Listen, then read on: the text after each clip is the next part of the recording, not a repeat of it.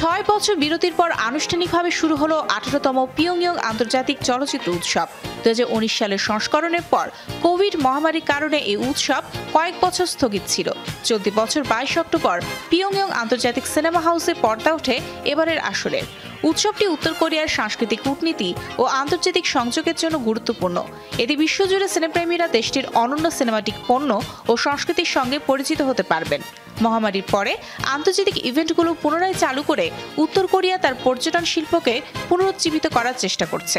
পিআইএফএফ এর পুনরায় শুরু দেশটিতে চলচ্চিত্র পর্যটন ও স্থানীয় অর্থনীতিকে নতুন মাত্রা দিচ্ছে।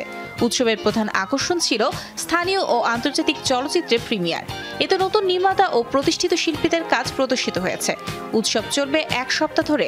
অংশগ্রহণকারীরা বিভিন্ন সেমিনার ও ওয়ার্কশপেও অংশ নিচ্ছেন।